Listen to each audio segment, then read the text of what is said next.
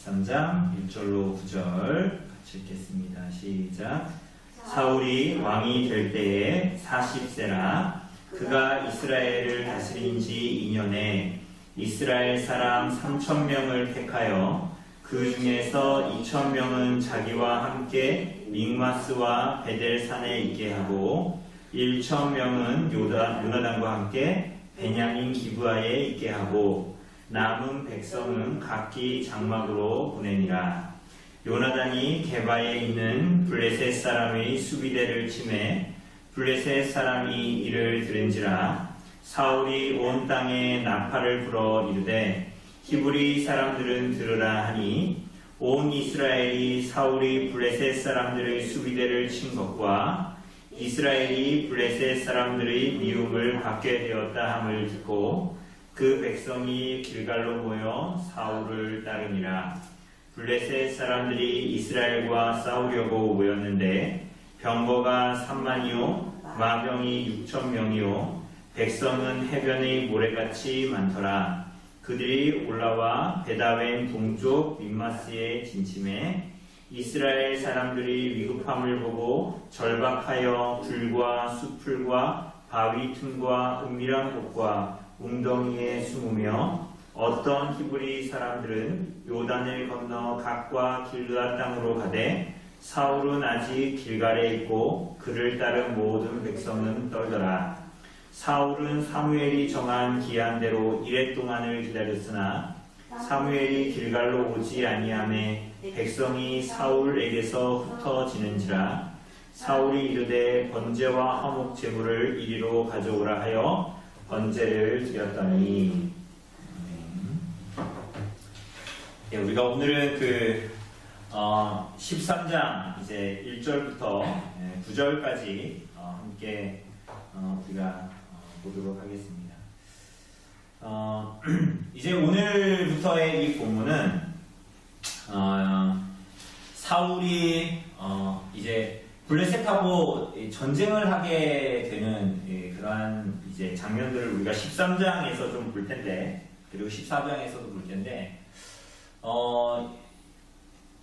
과연 이 사울이 하나님께서 이제 세우신 왕일진데, 그리고 이제 사무엘의 우리가 그 마지막 고별 설교에서도 봤듯이 너희들이 사실 왕을 구한 것은 하나님을 향한 배반이었고, 다만 너희가 이 가운데에서 왕도 이스라엘 백성들도 하나님을 따르고 하나님을 의지하고 하나님께 순종해야 된다라고 말씀하셨죠, 그죠? 이제 거기에 이어서 이제 사울이 이제 어떻게 이 일들을 감당하고 이스라엘 백성들이 어떻게 하나님 앞에 나아가는가, 뭐 이런 내용들을 우리가 좀 보려고 합니다.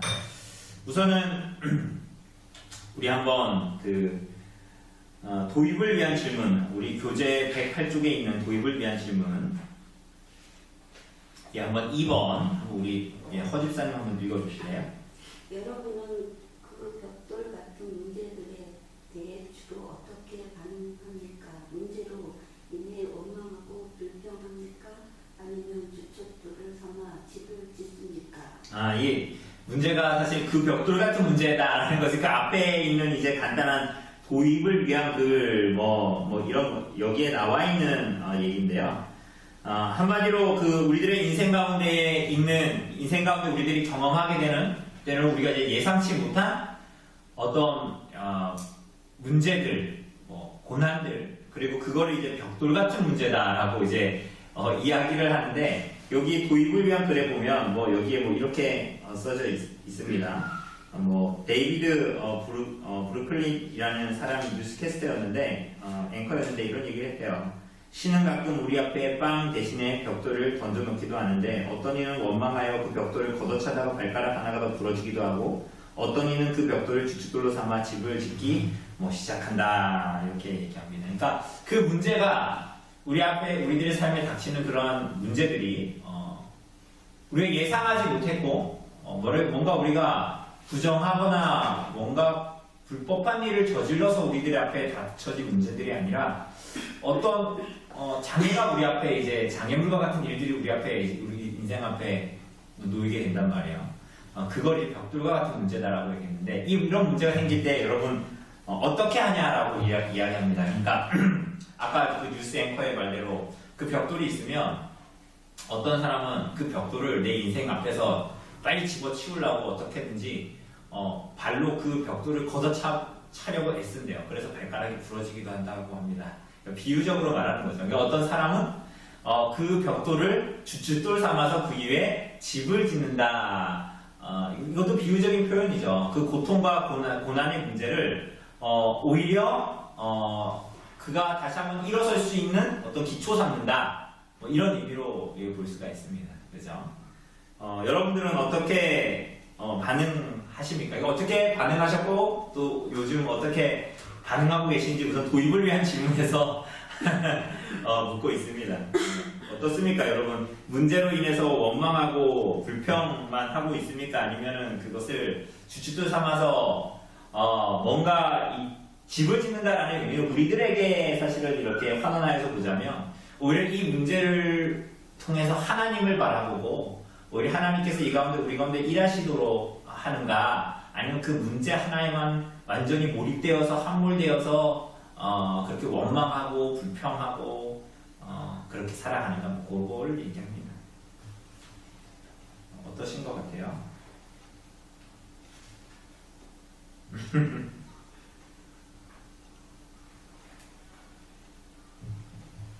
목사님 이제 말씀하셨듯이 그렇게 살아야 되는데 우리가 근데 세상에 살다 보면 거기 하나님 우선 하나님 앞에 가야 되는데 그렇게 안 되잖아요. 이게 왜 이렇게 생겨도 나야 돼? 왜 이런 문제가 네, 그렇게 배를 알면서도 저 그런 생각을 하잖아요. 그렇죠. 그런 마음이 들고 그렇죠. 또 상대편 남편하고 얘기하다 보면 니는 하나님을 믿으니까 이 생각을 어떤 일을 보면 하나님 참 어떻게 얘기를 해줘가 우리 아저씨한테 좀 믿음 가게 해야 되는데 그렇게 못하니까. 맞습니다. 그게 근데 그런 문제들이 사실은 보자면 오늘 사울이 잘했다는 게 아니라 사울의 삶에 사울이 왕으로서 있는데 이 문제 가운데에 어떤 면에서 당면했던 문제인데 그게 사실은 어떤 면에서는 우리들의 삶에도 부딪히는 이러한 문제들이란 말이에요. 근데 그 본질에는 무엇이 있는가에 대한 얘기들을 이제 우리가 이제 오늘 할 겁니다. 자, 이제 우리가 한번 본문 질문을 한번 넘어가 봅시다. 넘어가 보고 1번 한번 우리 조집사님 읽어주실래요? 1번. 사울은 상비군 정의 부대를 전개해서 군사의 중지에 배치합니다. 군사 몇 명씩을 어디에 배치합니까? 예, 지금 여기에 보면 우선은 군사들을 배치한대요. 그죠? 그 2절에 보니까 뭐라 그래요? 이스라엘 사람 몇 명을? 3,000명을 택하여서 그 중에서 2,000명은 자기와 함께 믹마스와 베델에 있게 했어요. 그죠? 그리고 또 1,000명은 어떻게 했대요? 요나단, 그러니까 이 사울의 아들이죠. 요나단과 함께 베냐민 기브아에 있게 했대요. 그리고 남은 백성들은 각기 집으로 돌려보냈다라는 것을 이야기합니다. 지금 왜 이 사람들이 이렇게 이 3,000명을 택해서 한마디로 이 상비군을 부대를 조직해가지고 이렇게 했는가? 그게 사실은 요 이제 3절에 보면 이렇게 나와 있죠. 요나단이 게바에 있는 블레셋 사람의 수비대를 침해 이렇게 나와 있죠. 이게 무슨 얘기냐면 지금 3절의 내용은 어쨌거나 사울이 2,000명을 가지고 믹마스와 베델이라는 곳에 진을 쳤고요. 수비대를 만들었고 자기 군사를 거기다 배치를 했고 그의 아들 요나단에게는 베냐민 기브아에 있게 했단 말이에요. 그런데 요나단이 게바에 있는 기브아를 얘기하는 거예요. 베냐민 기브아에 지금 있다고 그랬잖아요. 베냐민이. 그죠? 근데 이 게바라는 지역이 기브아하고 똑같은 말이에요. 그래서 게바에 있는 블레셋 사람들이 수비대를 쳤대요. 그러니까 이게 무슨 얘기입니까? 베냐민 기브아에 누가 있었다라는 거예요? 블레셋의 수비대, 블레셋 군사들이 그 지경까지 들어와 있었다라는 것을 이야기하는 거예요. 그러니까 우리가 전에 봤다시피 우리가 지난번에 사울이 왕이 되고 나서 가장 먼저 누구와 전쟁을 했습니까? 암몬 족속과 전쟁을 해서 어떻게 했어요? 졌습니까? 이겼습니까? 이겼었죠. 그런데 우리가 사울이 왕으로 기름 부을 때부터 이미 봤다시피 사실은 사울은 뭘 해야 하는 사람입니까? 누구랑 전쟁해야 되는 사람이에요?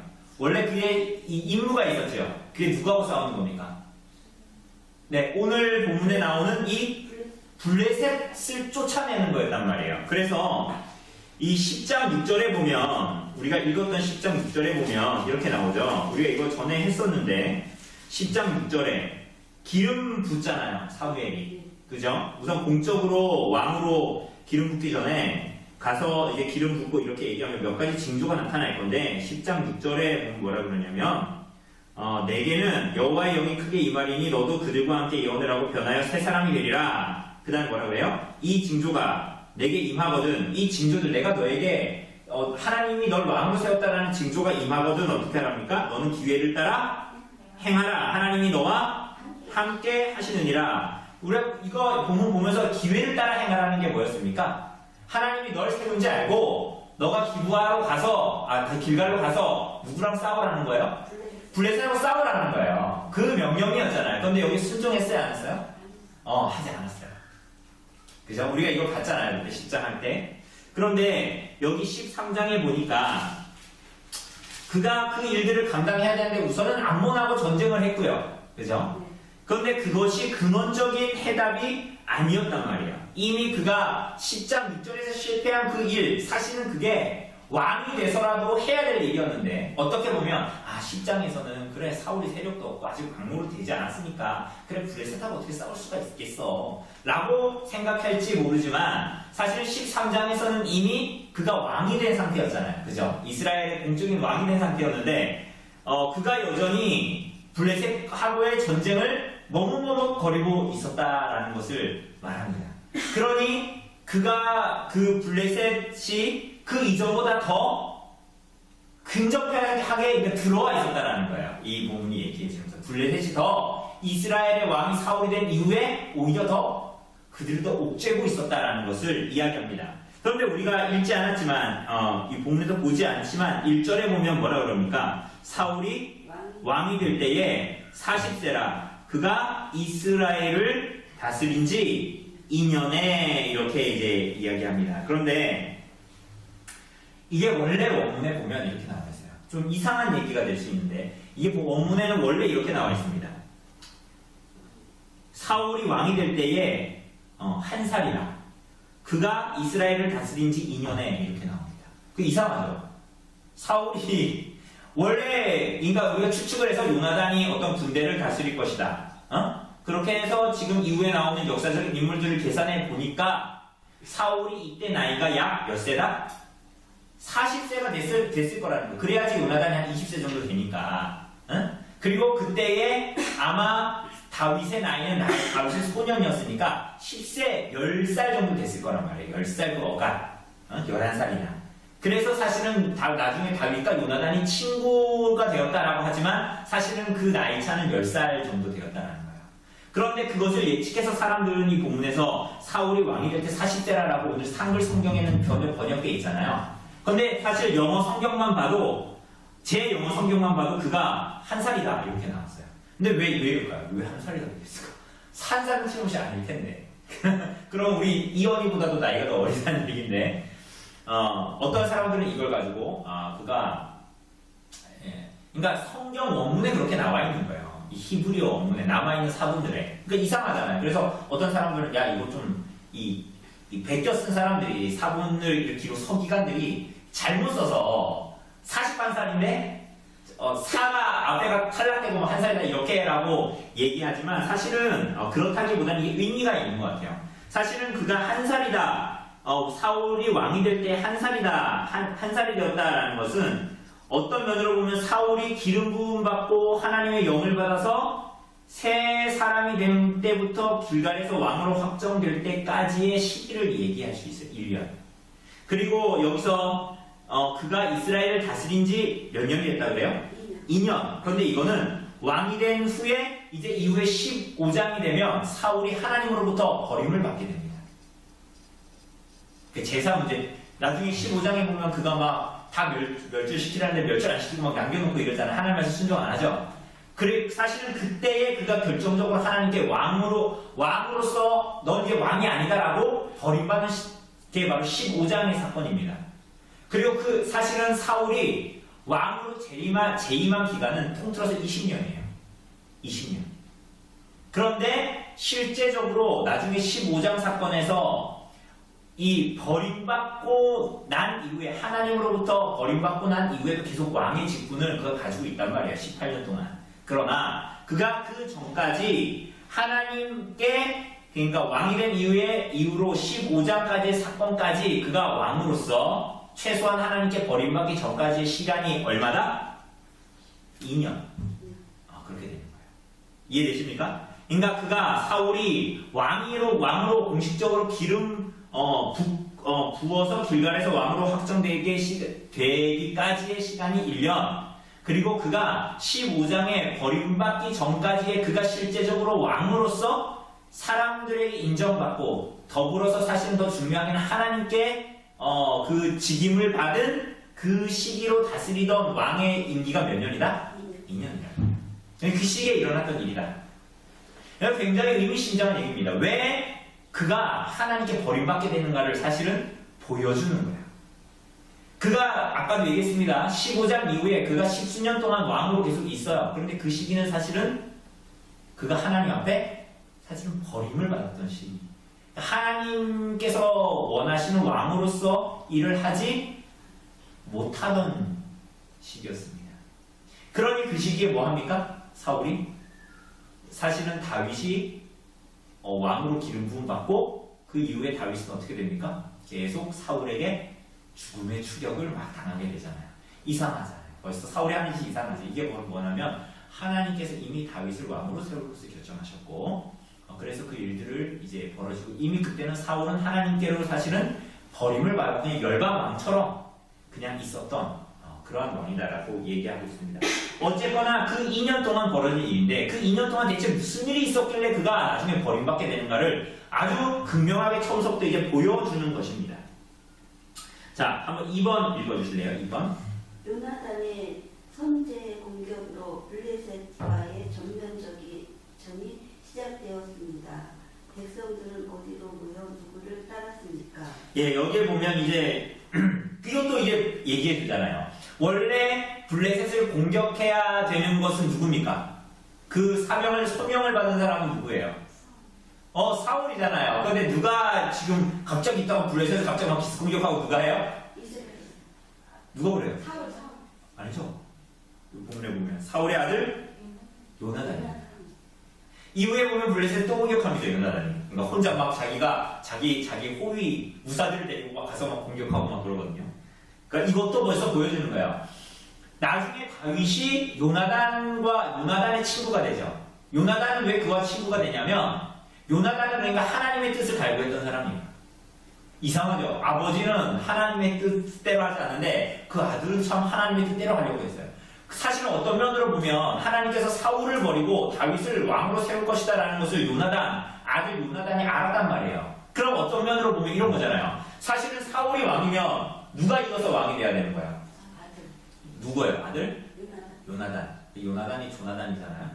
조나단하고 똑같은 말이에요. 요나단이 왕이 돼야 되는 거잖아요. 그런데 하나님께서 누굴 세우겠다 그래요? 사울을 버리고 다윗. 그러면 사실은 인간적인 면에서 보면 다윗과 요나단은 친할 수 있어요, 없어요? 친할 수 없죠. 왜? 내가 원래 왕이 되어야 되니까 내가 왕이 되어야 되는데 얘가 왕이 된다 그러니까 차라리 사울이 하는 것처럼 다윗을 죽이려고 해야 되죠. 그죠? 그런데 요나단은 그렇게 합니까, 안 합니까? 아니요. 오히려 사울이 다윗을 죽이려고 하는 걸 알고 사울이 그 낌새를 알고 다윗에게 도망가는 거예요. 그리고 그가 안고 사울은 요나단과 함께 싸우다가 죽습니다. 전장에서 죽게 되고 다시는 못 만나죠. 요나단이 다윗을 피하게 해주고 그때 포옹하고 헤어진 게 마지막이었어요. 그런데 여기에 보면 참 이상한 거예요. 그러니까 하나님의 뜻대로 요나단은 오히려 뭐 블레셋하고 싸우려고 막 하는 거예요. 막 무식하게 막 기습 공격을 하고 막 이랬단 말이에요. 그러니까 요나단이 선제 공격하니까 여기 보니까 3절에 뭐라 그래? 요나단이 게바에 있는 블레셋 사람의 수비대를 어떻게 했다는 거예요? 쳤단 말이에요. 그러니까 이제 전면전이 일어난 거예요. 그러니까 블레셋 사람이 이를 듣고 이제 치려고 이제 모이는 거예요. 그러니까 사울도 어떻게 해요? 온 땅에 뭐를 불어?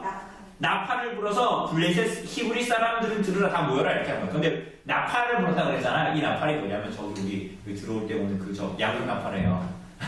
양육 나팔. 그걸 이제 분 거예요. 불고 그게 여러 가지 뭐 끊어서 불다, 길게 분다, 뭐 이런 게 다 의미들이 있단 말이에요. 어떨 때는 짧게 불고, 짧게 몇 번 불고, 어떨 때는 길게 불고, 그게 의미가 있는데, 어쨌거나 이게 이제, 이렇게 얘기를 하는 겁니다.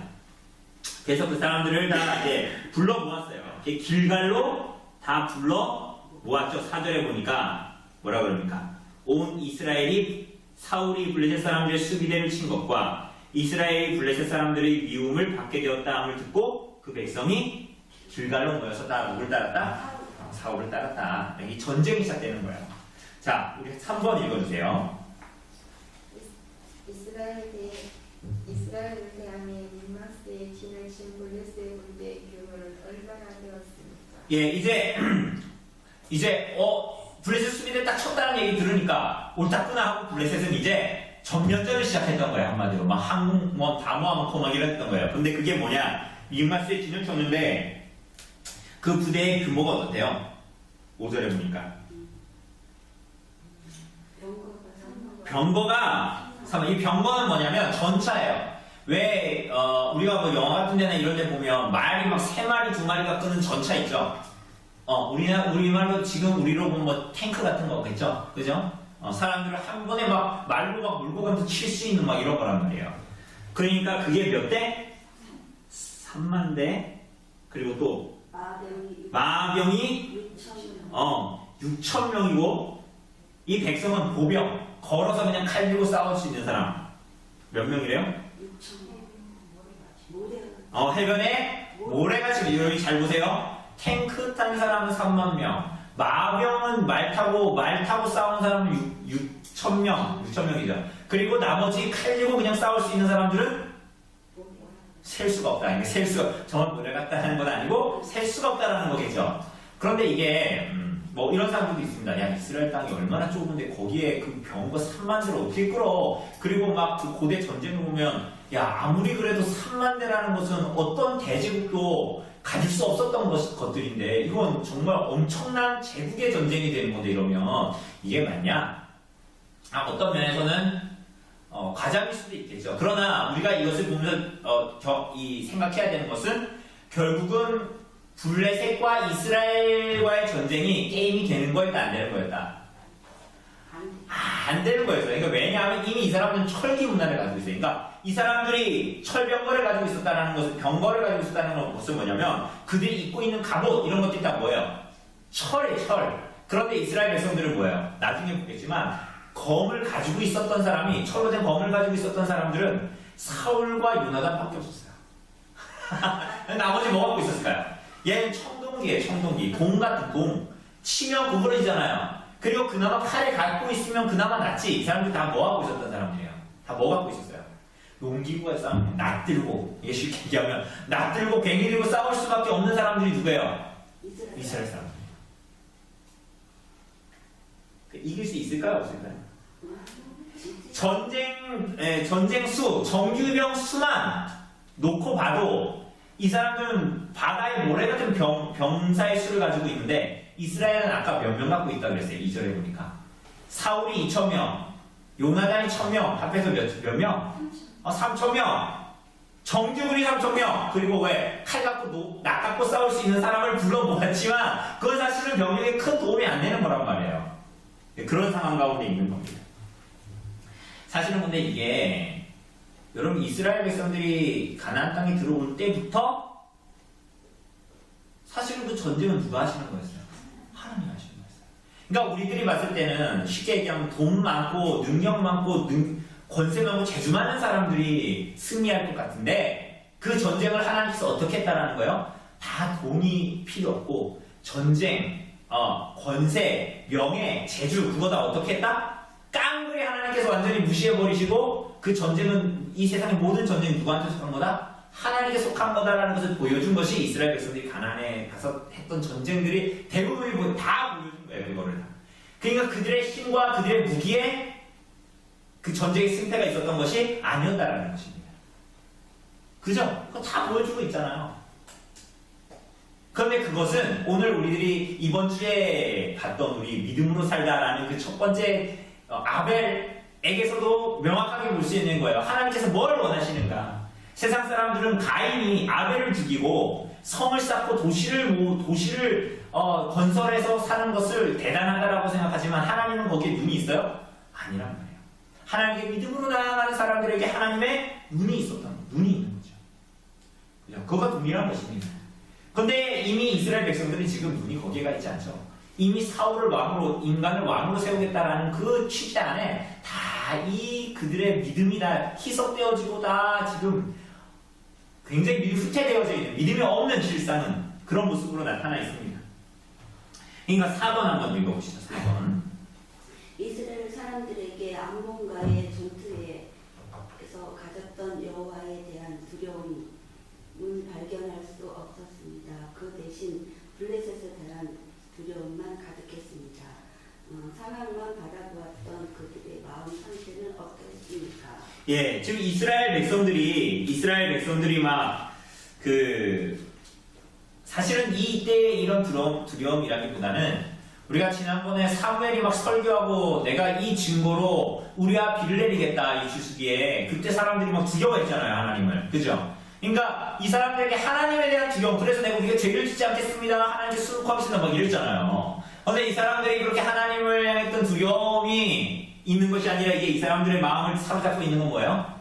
저 철병거와 저 마병을 가득 그렇게 우리를 죽이려고 온 군대, 거기에 대한 두려움이 가득했습니다. 그래서 6절에 보니까 이 사람들의 마음의 상태가 어땠대요?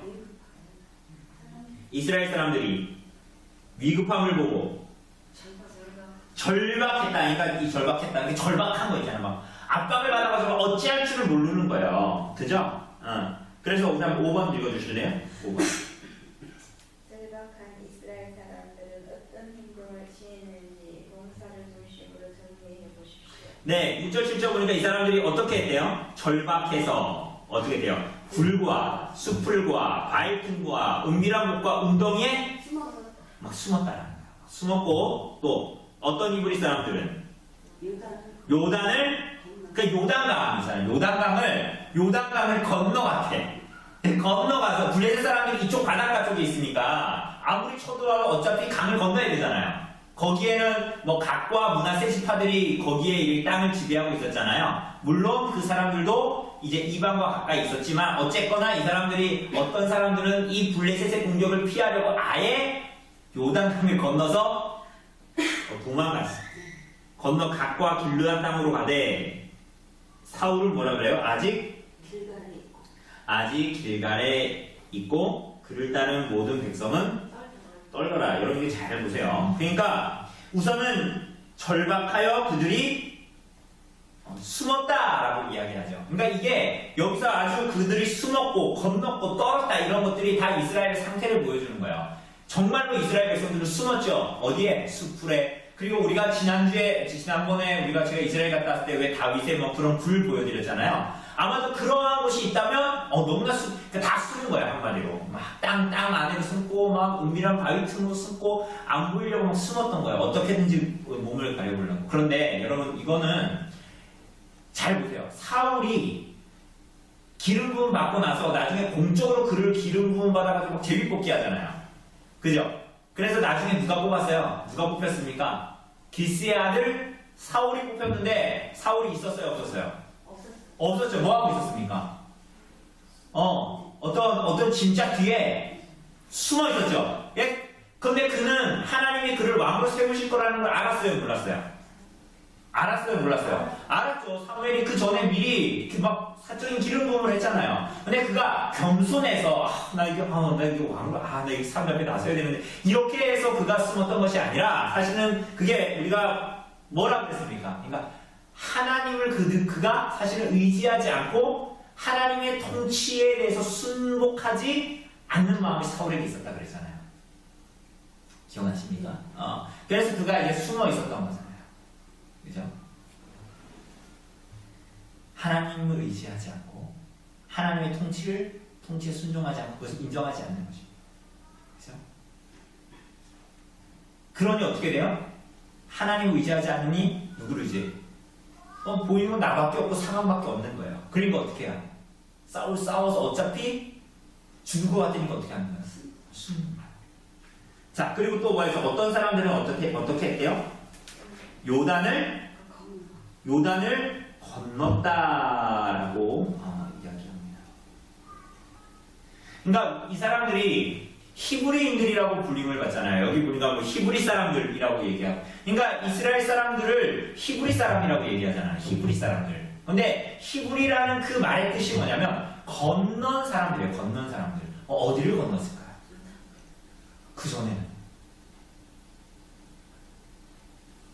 그렇죠. 요단강 그 전에 어디를 건넜어요? 더 넓은 데를 건넜잖아요. 어디를 건넜어요? 마른 땅을 건넜죠. 어디 마른 땅을? 홍해를 건넜잖아요. 그러니까 이스라엘 백성들을 히브리 민족이다라고 얘기하는 것은 이 사람 건너왔다라는 거예요. 그러니까 건너왔다라는 것의 그 의미들이 다 뭐냐면, 그렇죠. 애굽의 종으로 있던 사람들이 홍해를 건너왔고 하나님을 믿음으로 말미암아.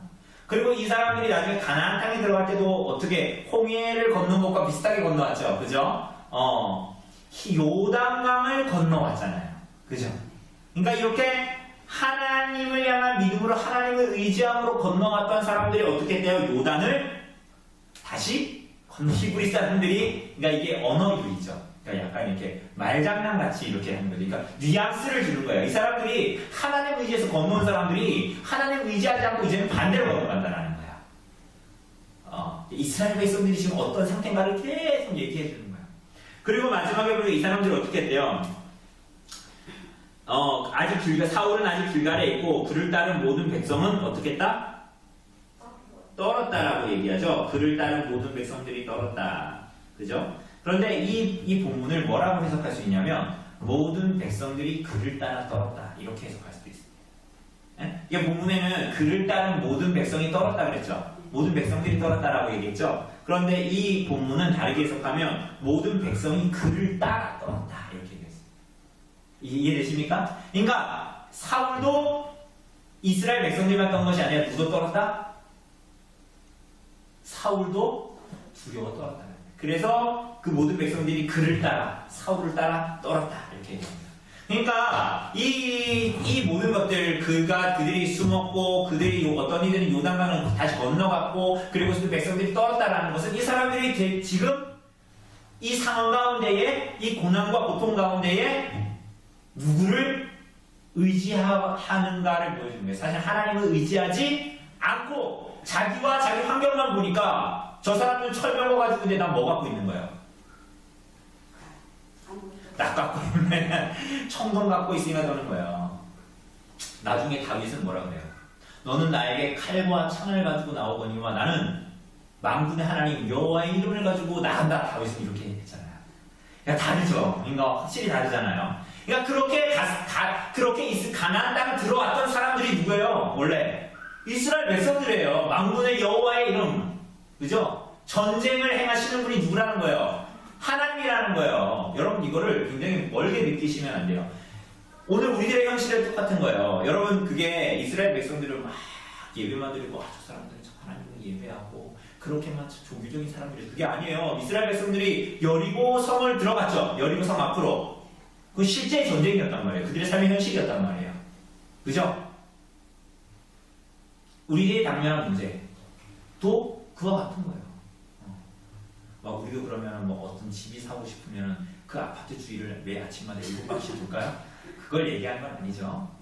우리들의 삶은 대체 누구를 의지할 것인가? 우리들의 삶에 있는 문제에서 무엇을 의지하고 누구를 의지하고 하나님의 말씀 앞에 하나님께서 우리들의 주시는 삶 앞에 어떻게 반응할 것인가? 그게 나에게만 함몰되어서 그 문제만 함몰되어서 세상 사람들이 하는 것처럼 그 나에게 온 질병, 나에게 온 그 돈의 문제, 나에게 온 그 문제 그 자체만 막 함몰돼서 살아간다면 그 사람은 가난한 사람들과 뭐가 다를 거냐는 거예요. 근데 이스라엘 백성들은 그렇게 했습니까? 안 했습니까? 안 했어요. 이스라엘 백성들의 가나안 땅에 들어가서 살아가는 삶 자체가 하나님께서 부른 삶이었지 가나안 땅에 들어가서 너희도 잘 살아라? 그래서 들어간 땅이 아니었단 말이에요. 그렇지 않습니까? 가나안 땅에 들어가서 가나안 사람처럼 더 잘 살아라 라는 것이 아니라 혹은 가나안 사람들보다 훨씬 더 우월한 문화를 가지고 살아라는 것이 아니라 그곳에 가서 누구의 통치를 받고 살아라? 하나님 통치를 받고 살아라. 하나님의 영광을 받고 살아라. 그거예요. 그냥 가나안 땅에 들어가서 그들에게 삶의 문제가 있었을까요? 없었을까요? 가나안 사람들이 겪는 문제가 똑같이 있었을까? 없었을까요? 가뭄이 있었을까? 없었을까? 비 안 오는 일은 있었을까? 없었을까? 있었을 거예요. 여러분 이스라엘 백성들이 가나안 땅에 들어가서 하늘에서 내려오는 만나 먹었습니까? 가나안 땅에 들어가서? 만나가 내렸어요? 가나안 땅에 들어가서도? 안 내렸죠. 그들이 광야에 있을 40년 동안만 내렸고 가나안에 들어가서 내렸어요? 안 내렸어요? 안 내렸죠. 그럼 어떻게 되는 거예요? 그들이 삶을 살아야 했죠. 가나안 사람과 같아요, 달라요? 가나안 사람과 땅에서 나는 소산을 먹는 건 같아요, 달라요? 같잖아요. 그죠? 그러나 우리는 누구의 통치를 받으면서 살아야 되는 거예요? 하나님의 통치를 받는 거예요. 그죠? 그러니까 여러분들은 세상 사람들은 밥 먹고 고기 먹는데 교회 다니는 사람은 밥하고 고기 안 먹습니까? 그거 같은 거예요. 그러나 우리는 누구의 통치를 받는 사람이에요? 떡과 고기를 얻어도 가난한 사람들처럼 얻지 않는단 말이에요. 그것을 탐하지 않는단 말이에요. 떡과 고기를 얻되 우리는 하나님의 통치를 받아 하나님의 방식대로 이 땅을 살아가는 사람들이에요. 근데 이스라엘 백성들이 그걸 잃은 거예요. 숨고 다시 후퇴하고 두려웠던 거예요. 6번 한번 봅시다. 6번. 사울은 백성들의 두려움을 알려버릴 중개의식이 필요했습니다. 그래서 사울이 간절히 기다린 사람은 누구입니까? 누굽니까? 누굴 기다렸습니까? 사울이. 8절에 보니까 사울은 사무엘이 정한 기한대로 1회 동안 며칠 동안? 1회 동안. 1회가 며칠이에요? 7일 동안 사무엘이 길갈로 오지 아니하니 백성들이 모여있다가 사울에게 모여있다가 다 어떻게 됐습니까? 다 흩어졌다 이렇게 얘기하죠. 그런데 여러분 요거하고 비슷한 구절이 있었어요. 혹시 기억나세요? 10장 8절에 봐요. 10장 8절에 보면 장소도 똑같아요. 길갈이에요. 이거 지금 사무엘이 기름 붓고 난 이유죠. 사울에게 10장 8절에 보니까 뭐라 그래요? 너는 나보다 앞서 어디로 가라? 길갈로 가래요. 지금 13장의 본문도 지금 사무엘을 기다리고 있는 사울 그 장소가 어디예요? 길갈이란 말이에요. 근데 뭐라 그래요? 내가 내게로 내려가서 번제와 화목제를 드리니 내가 내게 가서 내가 행할 것을 가르칠 때까지 며칠 동안? 7일 동안 기다리라는 거예요. 그렇죠? 그런데 13장에서 뭐라 그래요?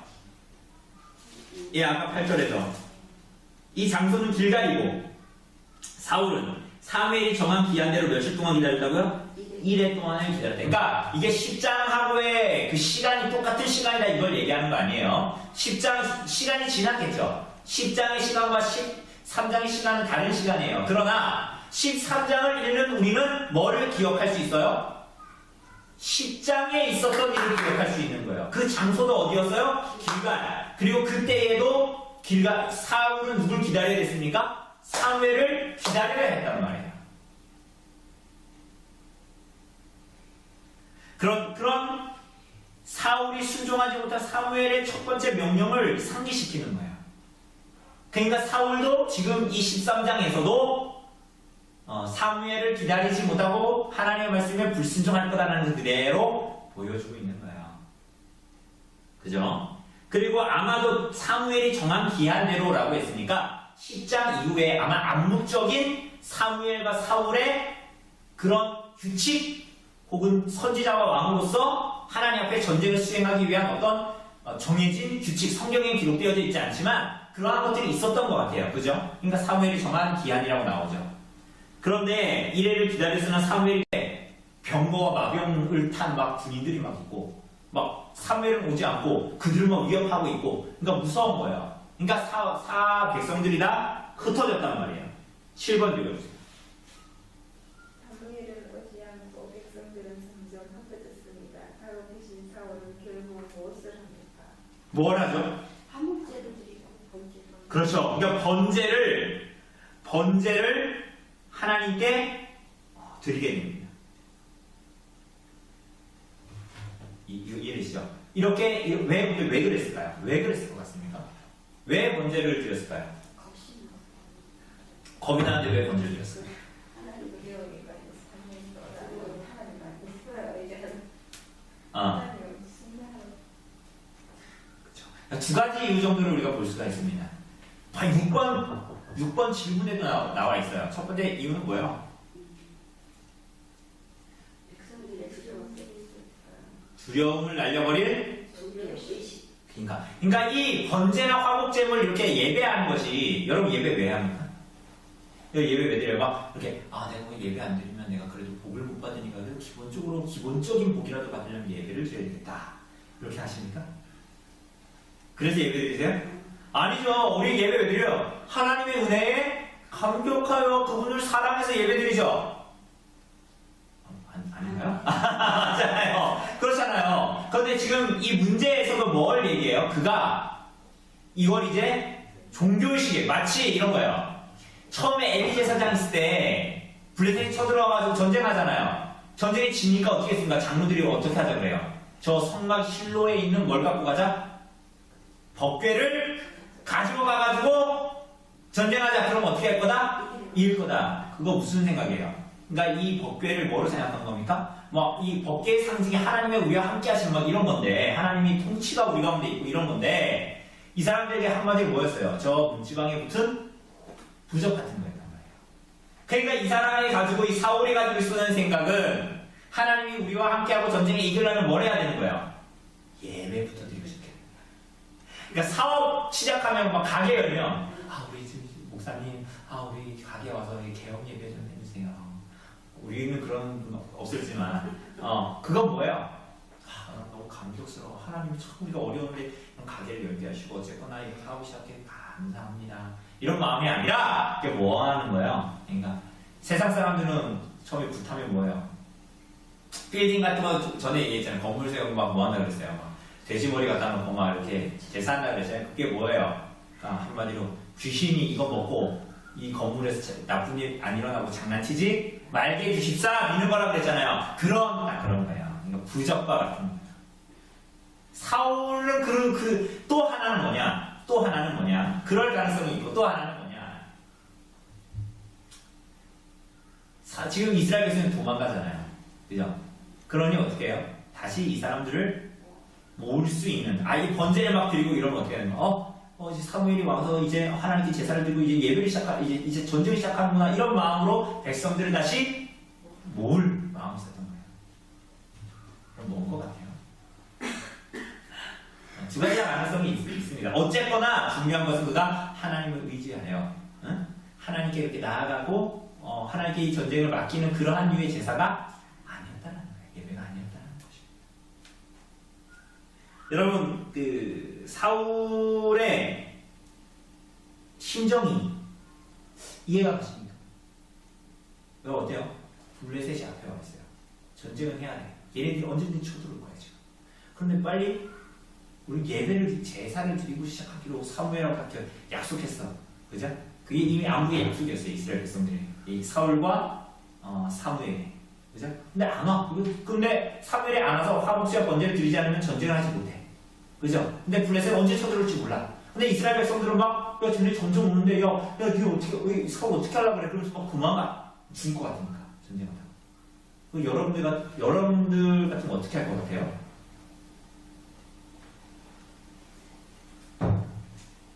사울이 나중에 옵니다. 사무엘이. 그런데 사울이 하는 얘기가 무슨 얘기를 하면 11절 12절에 블레셋 사람들이 나를 치러 길갈로 내려오겠거늘 내가 여호와께 은혜를 간구하다가 못하였어 부득이하여 번제를 드렸나이다. 뭐하여? 12절 끝에 보니까 뭐하여? 부득이하여 번제를 뭐해서 드렸다고요? 원래 이거 번제하면 누가 드려야 되는 거예요? 제사장 사무엘이 드려야 되는 거잖아요. 그런데 그가 번제를 드렸대. 누가? 사울이. 뭐 왜? 왜? 뭐 때문에? 앞에 이유가 나와 있잖아요. 왜 번제를 드렸대요? 은혜를 간구하시니까. 뭐라고요? 부득이하여. 이거 다른 얘기하는 거예요.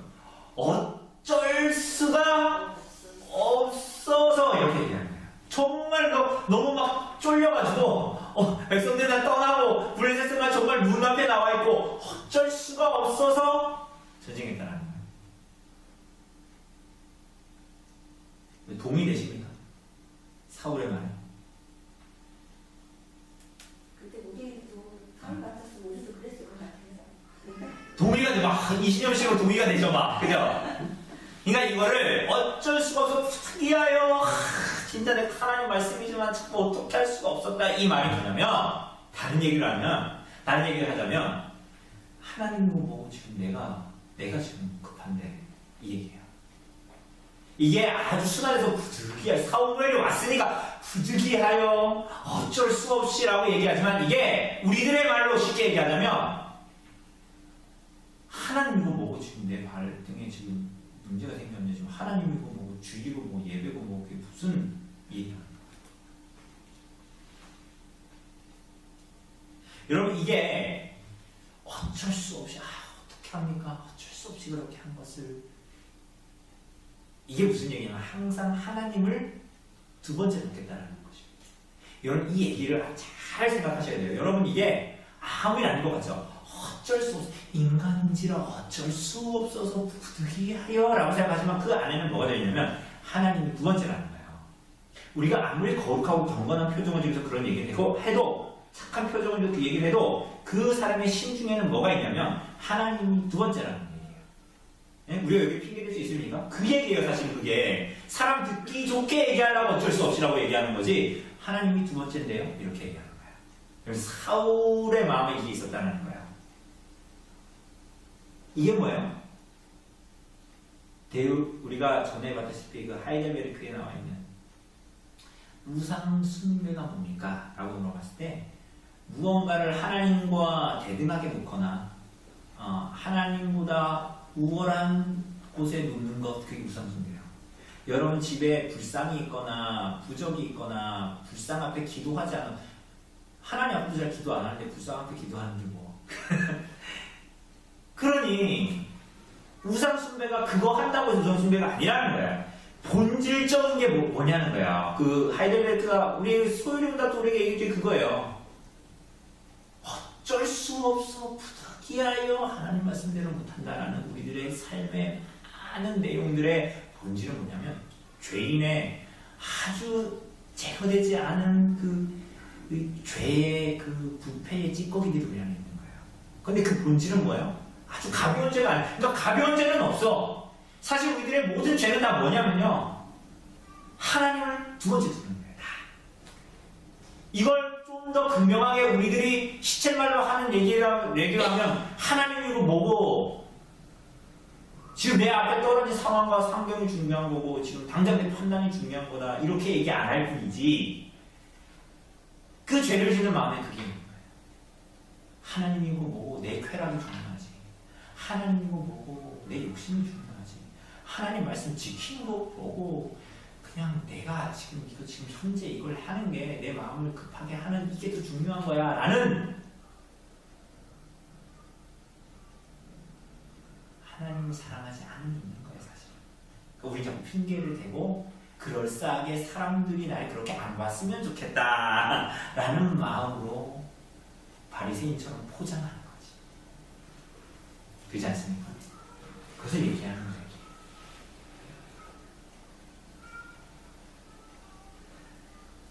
더 깊은 연구와 묵상을 위하여 한번 1번 한번 읽어주실래요? 솔로몬의 충고대로 야고보의 겉면처럼 고난 당하는 자는 기도해야 합니다. 여러분은 공고와 고난이 오면 여러분과 함께 하시는 주님을 인식하며 그분만을 의지합니까?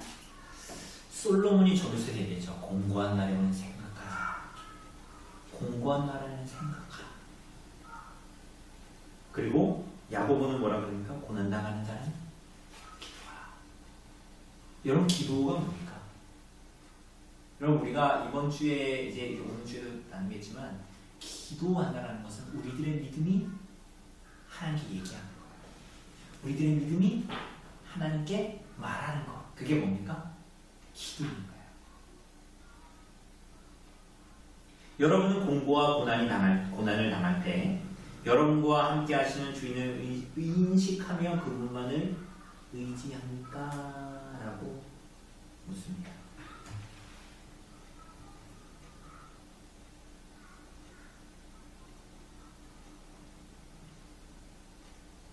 왜 우리에게 하나님께서 공고한 날과 고난을 주실까요?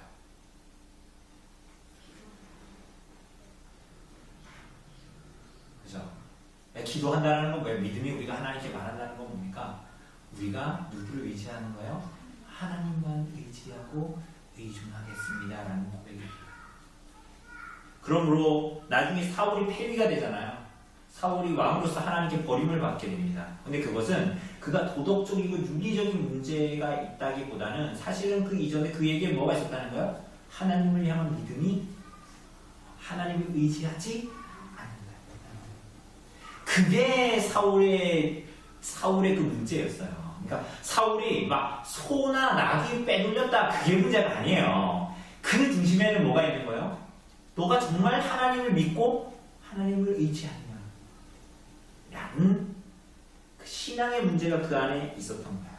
그렇다면 그러니까 우리는 왜 우리가 하나님께서 공고한 날에 하나님께서 고난을 우리들의 인생에 왜 주실까요? 그러면 믿는 사람들이 형통하면 얼마나 좋을까요? 왜 좋지 않겠습니까? 그러면 다 마을 사람들이 우리 교회 다니고 나서 집 잘 되는 거 보고 다 교회 다닐 거 아니에요? 그지 않나요? 그게 가장 편한 얘기잖아요. 근데 여러분 잘 보세요. 예수님이 시험 당하실 때 항상 사탄이 시험한 얘기가 조건이 있습니다. 네가 하나님의 아들이거든. 그리고 네가 하나님의 아들이거든 하면서 내거는 조건들이 뭡니까? 이 돌들이 뭐가 되게 하라? 떡이 되게 하라. 네가 위에서 성문에서 떨어져도 천사들이 너를 바칠 것이다. 뭐 이런 얘기 하잖아요. 그죠? 그러니 항상 이런 시험들은 항상 우리들에게 그런 것들을 요구하는 거야. 뭔가 우리들의 삶에는 항상 잘됨과 형통함, 내가 하나님의 백성이라면 그러해야 한다라는 것을 이야기하고, 뭔가 세상에서 복이 있고 능력이 더 있고 남다름이 있어야 한다라고 사실 이야기하죠. 그러나 우리들의 믿음의 삶의 보편적인 경험들은 뭡니까? 그렇지 않아요. 그러니 신앙을 이해하지 못하고 신앙이 어린 사람들은 우리의 삶에 무슨 문제가 생기면 자꾸 어떻게 해요? 나 이제 교회 안 나가. 신앙을 잘못 알았거나 성경적인 신앙을 바르게 이해하지 못했거나 아니면 그게 있어도 신앙이 어린 사람들은 그럴 수 있단 말이에요. 그런데 여러분 잘 보세요. 그 고린도후서, 우리 한번 신약으로 한번 가봅시다. 고린도후서 1장 한번 볼까요? 고린도후서는 바울이 썼죠. 근데 고린도후서 1장에 보면 이렇게 얘기해요.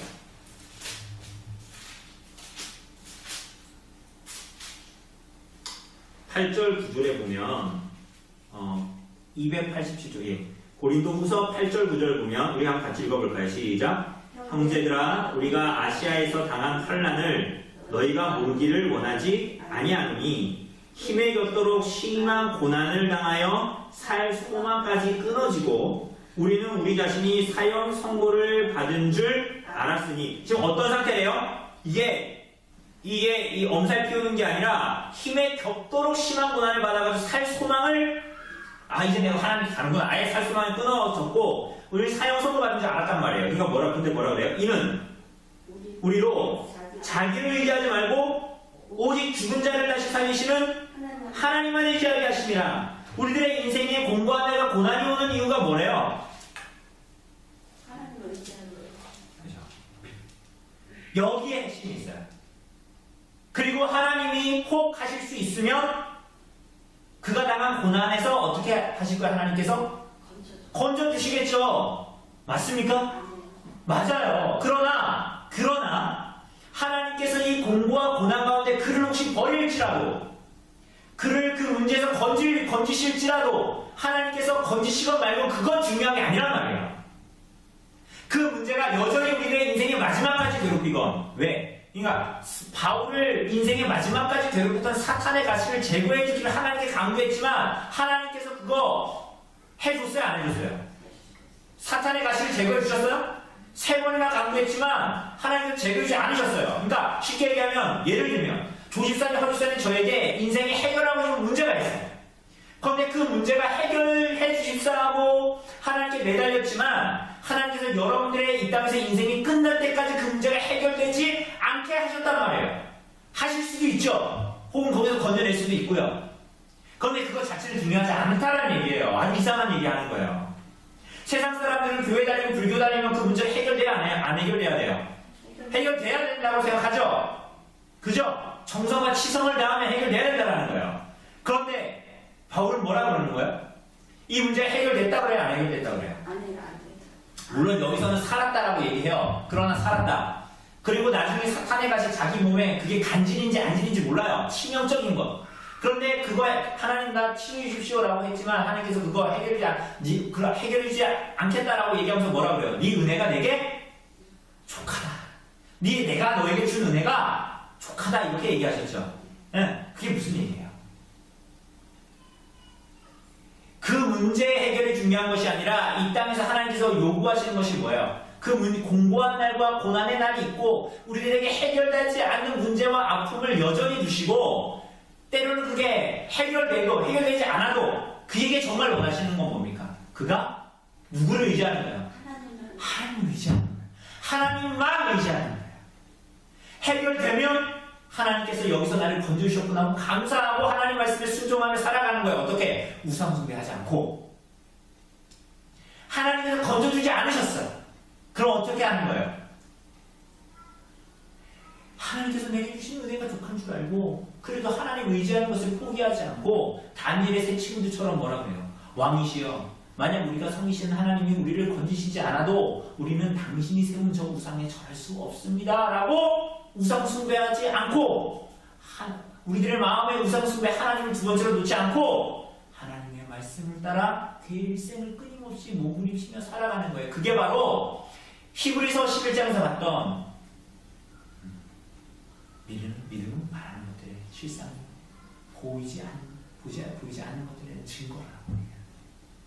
그래서 믿음의 선진들은 그것을 향해서 쫓아갔다는 거예요. 그것을 얘기하는 거예요. 우리가 볼 거지만 믿음의 선진들의 삶이 쉬운 삶이 아니었어요. 그렇게 잘 살고 이런 삶이 아니었단 말이에요. 고통스러운 삶이었죠. 오늘 얘기잖아요. 공부와 고난의 날. 블레셋이 정말 100m 앞에 와 있는데 우리들의 내 상식과 내 상식으로는 이 고난과 이 공고의 날은 하나님께서 건져주지 않아서 내가 어떤 하나님의 말씀이 하나님 거 먹으면 내가 당장 급한 일을 막 해야 될 것 같지만 정말 하나님께서 우리에게 요구하시는 거예요. 하나님을 섬기고 하나님만 의지하고 하나님의 말씀에 대해서 순종하는 거예요. 어떻게? 오늘 사울에게는 블레셋이 앞에 와 있는데 급해서 번짓하듯이 자기가 드리는 게 아니라 그건 하나님의 말씀에 순종하는 겁니까? 안 하는 겁니까? 안 하는 거잖아요. 그래서 하나님의 말씀에 순종하는 거 어떻게? 사무엘이 올 때까지 기다리고 사무엘이 와서 제사 드리고 전쟁 하나님께 예배 드리고 전쟁하는 거예요. 그게 그들에게 하나님께서 주신 하나님의 법칙이고 말씀이었잖아요. 거기에 순종하는 겁니다.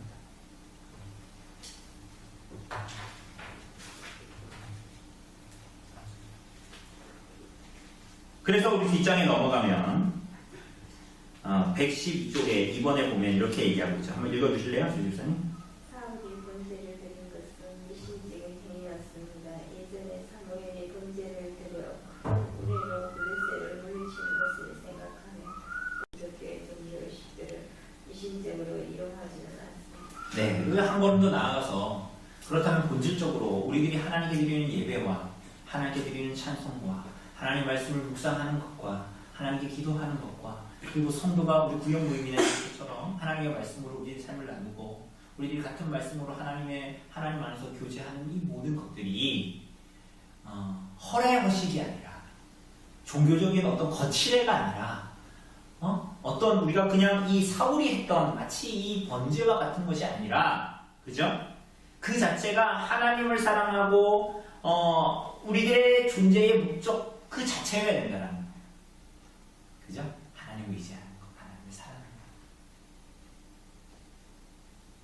것. 여러분이 예배하고 말씀 읽고 기도하는 것, 하나님을 찬송하는 것, 성도들과 믿음 안에서 교제하는 것이 여러분 무언가 다른 것을 위한 도구가 되어서 안 되는 거예요.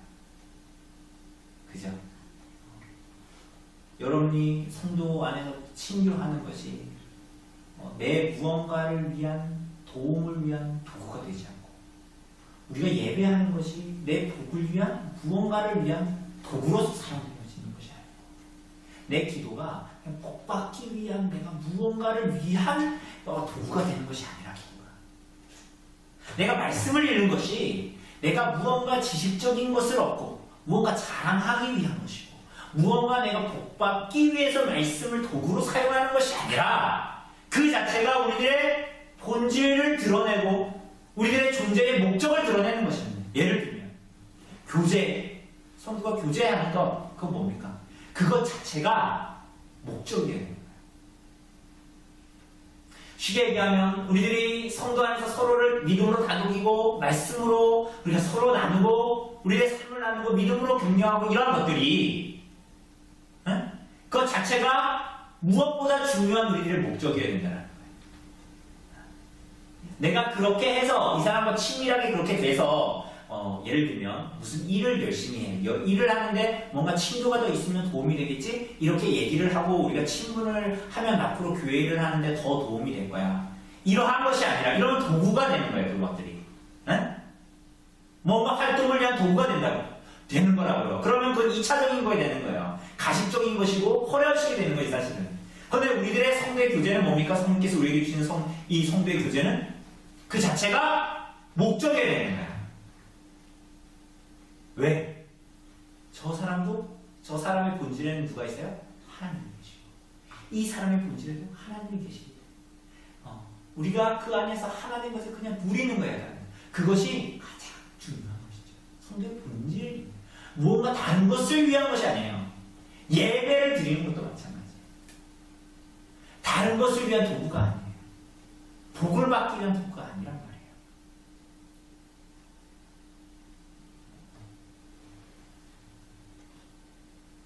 그런 것들을 이야기하고 있습니다.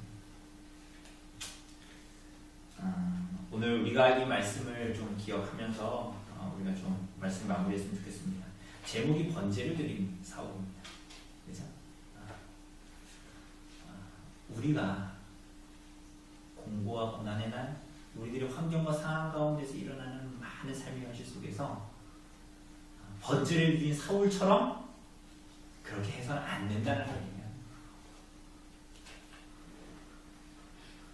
하나님이 우리들의 존재의 목적이시고 그렇다면 정말 그분을 의지하고 그분의 믿음으로 그분의 말씀대로 살기를 목숨을 걸고 몸부림을 쳐야겠죠.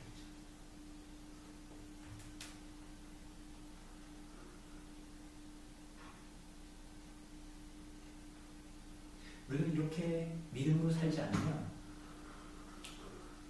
이중적인 사람을 잡게 되는 거예요. 그죠? 이중적인 사람이 되는 거예요. 어떻게? 자아가 분열되는 거지, 이렇게.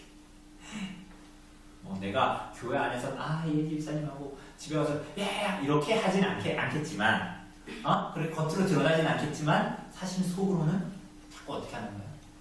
그게 더 분명한 거예요. 그러니까 죄가 얼마나 깊은지, 죄가 얼마나 그 뿌리가 깊고 얼마나 무서운 것인지 겉으로는 안 그래도 속으로는 내가 하나님 믿습니다. 그래. 하나님 아멘.